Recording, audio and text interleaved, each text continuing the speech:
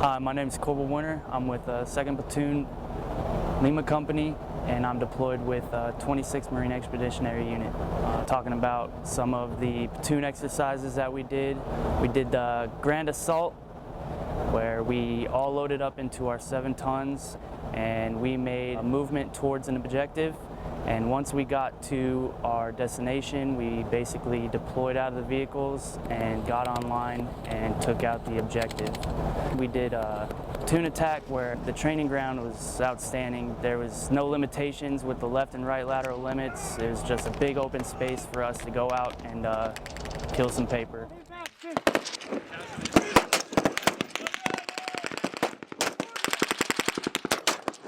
Hey, do that to him!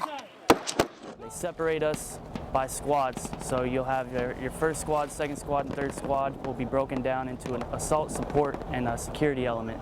You'll do first is you will set up that security. Once you get security, you're going to go and push in your supporting element. Usually we take a 240 machine gun from weapons platoon, and they will establish a support by fire, and then you'll send your assaulting element down and around to assault the actual objective. Sarge, go ahead and push up.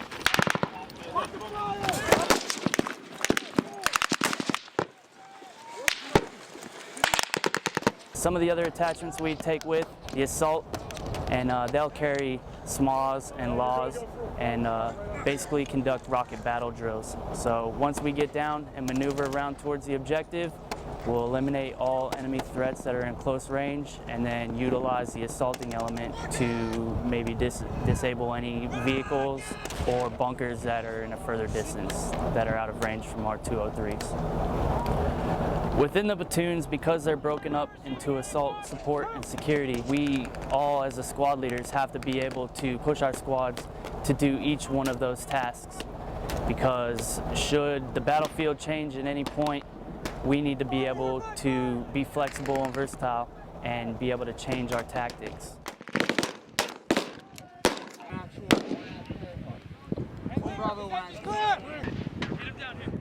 One of the training events that was designed was called a 3-block war. Basically broken down, you had your humanitarian assistance, and then we had to assess and move a casualty to our COC, as well as conduct a squad-size assault. Starting off with the humanitarian assistance, we had a start point where we moved about 350 meters towards some friendlies that were basically in need of food, water, things of that nature. And while we were there, they got attacked by mortars, and we ended up essentially taking a casualty from one of the locals there. So we assessed the casualty and we moved him back to our COC so that he can get further aid and possibly evac out of there. Once we got back to the COC, we got a follow-on mission of conducting an assault. That's where we start to see a little bit of enemy movement. So we got a couple minutes to do a little bit of reconnaissance, and from there we had to put our plan together and push through our assault. Wait for you.